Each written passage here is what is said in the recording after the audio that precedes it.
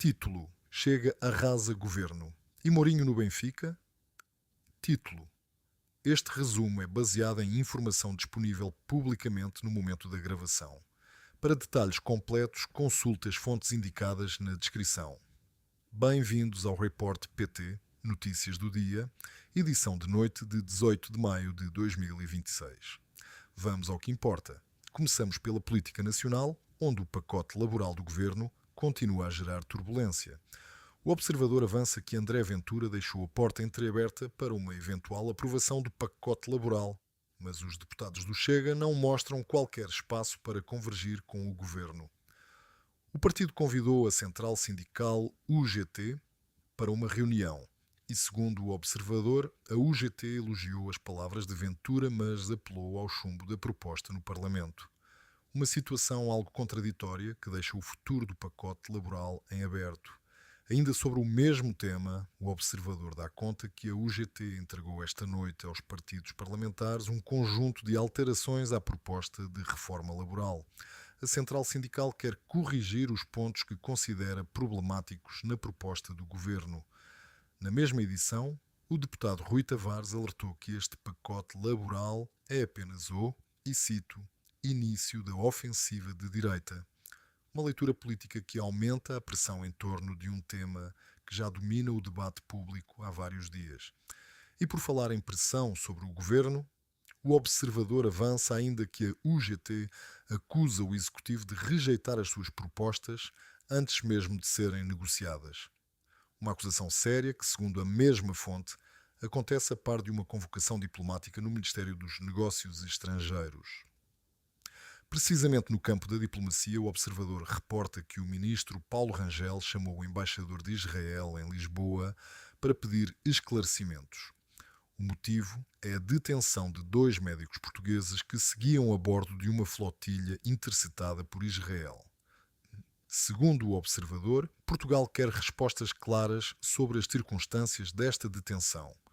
Uma situação que, de acordo com a mesma fonte, está a ser acompanhada com atenção pelas autoridades portuguesas.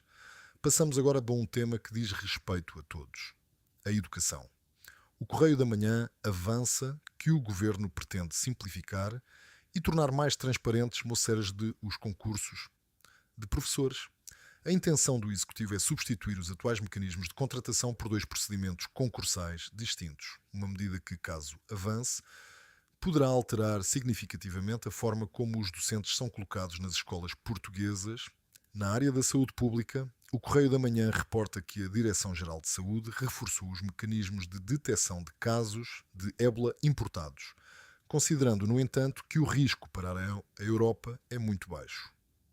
Esta medida de precaução surge depois de, no domingo, a Organização Mundial de Saúde ter declarado o surto como uma emergência de saúde pública de âmbito internacional.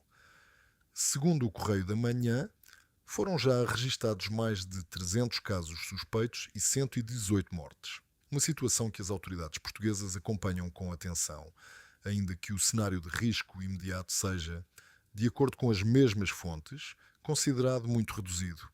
No plano internacional, o Correio da Manhã avança que a presidente interina da Venezuela, Delcy Rodrigues, defendeu a deportação do empresário Alex Saab, alegando que a medida foi, e cito, uma medida administrativa justificada pelos interesses nacionais. Segundo o Correio da Manhã, Rodrigues sustenta que a decisão foi tomada em prol dos interesses da Venezuela, numa declaração que levanta questões sobre a natureza política de todo o processo em torno desta figura controversa.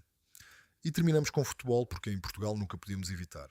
O Observador avança que José Mourinho passou esta manhã pelo centro de treinos do Benfica, em Seixal, tendo saído cerca de 2 horas depois. Para já, e de acordo com a mesma fonte, Mourinho mantém-se como treinador do Benfica. Mas o que se sabe e o que falta saber sobre o seu futuro continua a ser uma incógnita. A questão, segundo o Observador, permanece sem resposta definitiva.